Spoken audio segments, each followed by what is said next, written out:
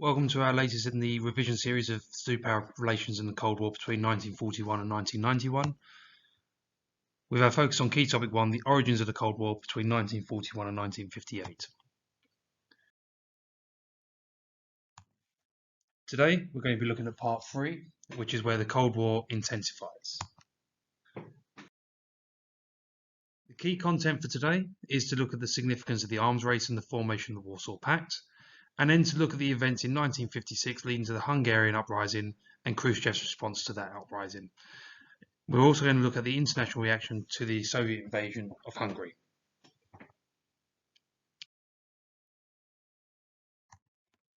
So first of all, let's have a look at the arms race. Now, we've seen the arms race before with regards to the development of the atomic bomb in 1945, and there wasn't really any further development on that until 1949, when the Soviets also tested their atomic bomb. After such point, both the Americans and the Soviets started to pour quite significant amounts of money into projects to be able to build more destructive bombs. After the Soviet development of the atomic bomb in 1949, Truman responded by ordering the hydrogen bomb, otherwise known as a H-bomb, to be built, as defense spending was massively increased. So the US side increased their defense spending from $13.5 billion in 1949 to just about $50 billion in 1953, which is almost quadruple the amount in 1949. On the Soviet side, they didn't spend as much, but they did increase their spending from $13.4 billion in 1949 to $25.5 billion in 1953, which is pretty much double the 1949 spending. The arms race therefore further increased rivalry and tension as both sides felt threatened by the build-up of these weapons of mass destruction.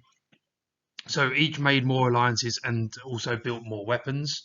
So there was the development of the hydrogen bomb, and then nuclear bombs, and then certainly from the Russian side, the production of the Tsar bomber, which was the most powerful weapon that was built within the Cold War period.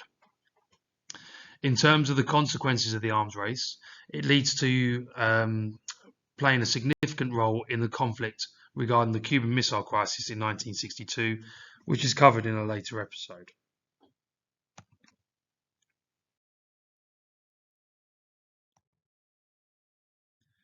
So during this time period, we also have the introduction of the Warsaw Pact, which is in response to the North Atlantic Treaty Organization in 1949. So the Warsaw Pact is a military alliance of 8 nations headed by the Soviet Union, and is very similar to NATO in the idea of them supporting each other if they are attacked by anyone, but particularly by Western countries. The Warsaw Pact had significant consequences with regards to the development of the Cold War. It plays an important role in the Czechoslovakian crisis in 1968, as well as the Hungarian Uprising in 1956. It also creates 2 rival alliance systems within the world, and therefore, because of that existence, it increases the rivalry between the USA and the Soviet Union, in that there's tensions with regards to what one side is doing and what the other side will do if there is any particular conflict at any particular point in time.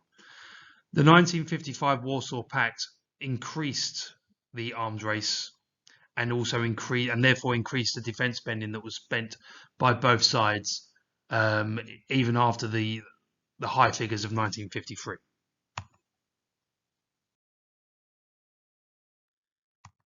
So a year later in 1956, we have the Hungarian Uprising.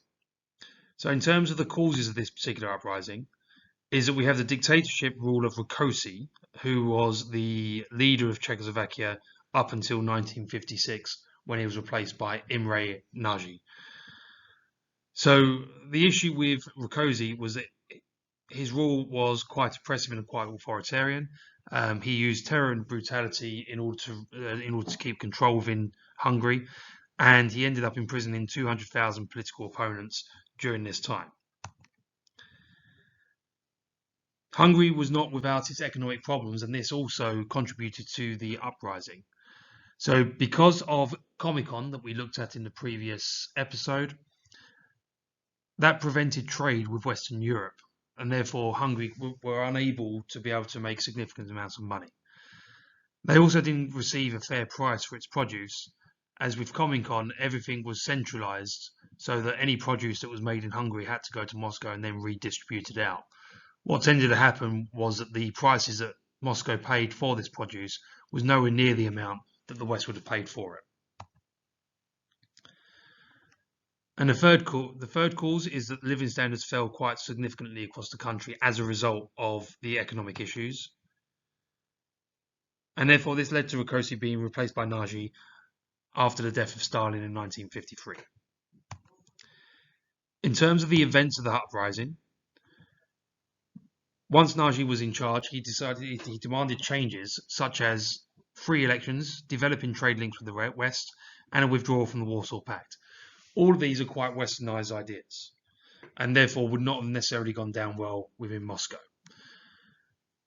The withdrawal of the Warsaw Pact was probably a bit too far with regards to the reforms that were implemented or that were proposed by Nagy, and Khrushchev decided that Nagy went too far and sent in the troops and tanks into Hungary. Now, the Hungarian Uprising was one of those events of the Cold War where the US and Britain did not do anything. They did not get involved in this. And the reason being behind that was, the main reason behind that was the Suez Canal crisis that was happening at the same time. You don't need to know about the Suez Canal crisis, but what you do need to know is that Britain and the US were preoccupied at this point in time. As a result of Khrushchev sending in the tanks and the troops, Nagy was replaced by Kadar, who was a communist hardliner, and he therefore led Hungary for the foreseeable future. In terms of the consequences of the Hungarian uprising, Nagy was arrested and executed after being sent to Romania, even though he was granted safe passage, or he was promised a safe passage to another country. This also meant that full Soviet control was restored to Hungary, and that the uprising was quashed quite significantly and quite harshly. And also therefore meant that other countries within the Warsaw Pact and under Soviet control would not rise up against the Soviet Union, as they were fearful of the reaction from Moscow itself. In terms of the consequences from the West, the Western countries condemned the actions of the Soviet Union, but as stated previously, they were unable to get involved for more than one reason.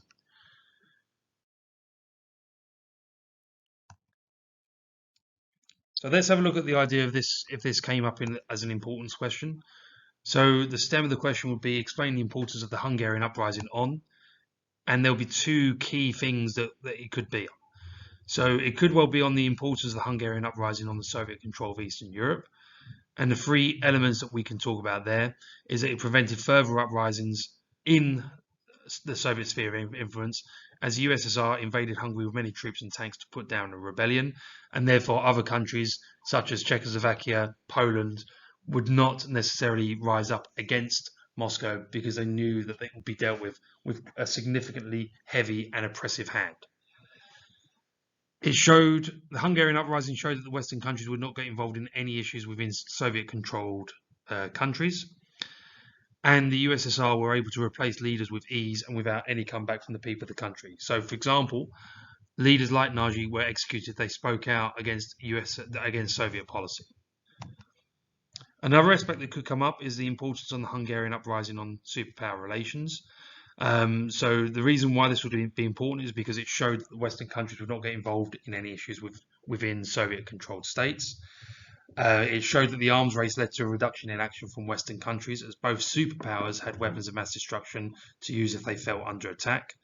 And because Hungary was a member of the Warsaw Pact, it could be viewed by Moscow and by other members of the Warsaw Pact that if the US did any action within Hungary, then that could be viewed as an attack. It wouldn't necessarily be an attack, but it could be used as an excuse in order to launch hydrogen bombs and other nuclear weapons.